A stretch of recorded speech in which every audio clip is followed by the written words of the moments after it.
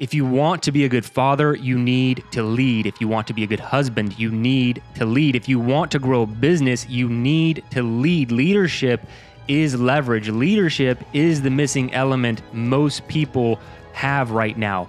Look, I want all of those things. I've been an entrepreneur for 15 years. I have sizable teams. I've been married for 15 years. I have 3 kids. I was a military officer for 10 years. I have learned a lot about leadership in that time, but I know leadership is at the center of everything. If I am not good at leading, nothing else I want in life is really happening. So the first thing that you need to realize is that you need to listen. I cannot stress this enough. Listening to your team, listening to your people, listening to people in your life is very, very important. Sometimes we think as a leader, we need to stand up at the front and we need to bark orders and we just need to show everyone we're in charge. Nobody cares. We need to find out what the problems are. We didn't need to know everything. And you do that by listening, taking feedback and giving feedback and hearing what the issues are. You need to listen.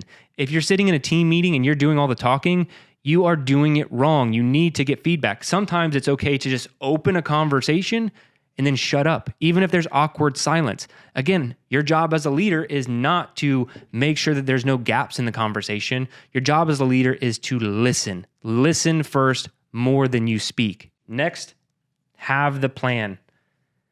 Employees, family members, everyone, they can do just about anything. And there are a lot of awesome ones out there. But if you are the leader, you are expected to have the plan. You shouldn't be like, go map out the plan and figure it out. This is the one thing that you should have. Your team can be autonomous.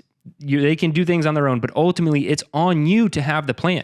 You need to have the big vision. You need to have the plan for the quarter, for the month. You need to let people know the direction they're going and how to accomplish it. They can do all the work, but you need to have the plan. So don't sit there and act like you don't know what to do next. That is such a weak sign of leadership. You can be real with people and you can say, hey, I'm not sure what the next steps are, but this is my best guess and we're going to move forward in that direction. You don't have to pretend like you know everything, but you have to come up with the plan, even if you're not 100% confident in it, and be like, hey, this is the direction we're going. This is what we're going to do. The third thing, be humble. I can't stress this enough either. You need to be humble. Again, just because you're in charge, just because you're the leader doesn't mean that you're anything special, right? It just means you have been given an opportunity to move people down a path towards your goal if you're an entrepreneur, and you need to be humble in that process. You're not better than anyone. And to be honest, I don't work with a lot of people who struggle with being humble. But if you find yourself in this boat, as I have seen many people over the years, more in like my military career, they're just not humble people sometimes. I've seen that over and over again. Nobody wants to follow that person. No one wants to follow the cocky person who thinks that they have it all figured out. And then when the plan goes sideways, they blame other people. You don't want to be that person. Be humble, be real with people, and you don't have to act like you don't know what's going on. You can admit, hey, I don't know the next steps here in this difficult situation, but this is what I want to do. And then you move forward with that plan. Be humble throughout the entire process of leadership. The next thing that you are responsible for as a leader is making decisions and executing on those decisions. There are a lot of decisions that need to be made as a leader, especially in business. We have so many things, pinging around in our head, things that we have to do. And you cannot sit there and let indecision sit around for long periods of time. It is on you to make the decision. And your team knows. Your team will not call you out on a lot of things. To be honest, sometimes they're a little bit scared. If you haven't set up a culture in which feedback is okay, they might not want to say something, but they know when you're not doing something. So you need to make sure that you're making the decisions and you're executing quickly. The next one of the biggest things that you can do in leadership is making sure that you're communicating the why to your team.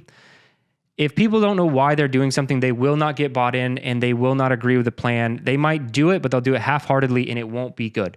So if you can communicate the why, hey, here's exactly why we're doing this. We are going to implement this marketing strategy. It's a little bit different than what we have been doing, but what I think we're going to end up doing is nurturing our prospects, educating them, building a relationship with them. And I think if we go down this path, more people are going to be bought in. We can help more people. We can impact more people. But I know this is a different approach than what we have been doing. That's the kind of explanation, the why behind taking on a new marketing initiative, or just why do we do any of this? Explaining those things to employees goes a long way. When you're early on in entrepreneurship, specifically, you might be like, we just need to make money.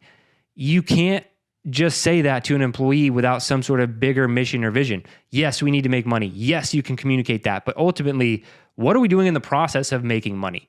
Because more money is more impact, right? Some people are like, yeah, we want to make more impact. Well, the only way you can make more impact is more income. So you need that coming in. You can explain that to your employees.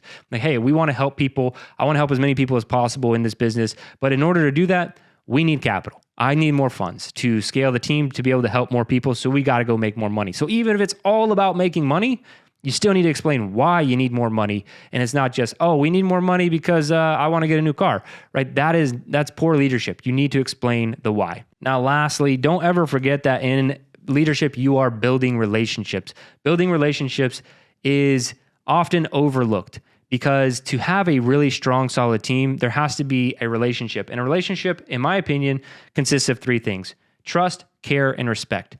You have to learn to trust the other person, and they have to learn to trust you. It goes both ways. You have to show that you care for your employees or your staff or the people underneath you, and they care for you. That goes both ways. And then lastly, with respect, you need to show that you respect them. You respect their time. You respect boundaries. You respect who they are as a human being and the value that they bring to the team. But you expect that same respect back. But you need to earn that through all of these actions. If you're listening, you have the plan, you're humble, you communicate the why, you make decisions and execute, you show that you trust and care about the other person, you will earn their respect. All of these things have to be earned, and it goes back and forth, and it's never a checkbox. It's done. It's not like, okay, I built a relationship, we trust each other, we care, we respect. That's an ongoing thing, just like you would in a marriage, just like you would in a friendship. You have to continually have trust, respect, and you have to care for one another. It's the same in leadership. If you're constantly showing that you trust, care, and respect one another, your team will support you, and you will be on your path to having a good leadership model for people to follow.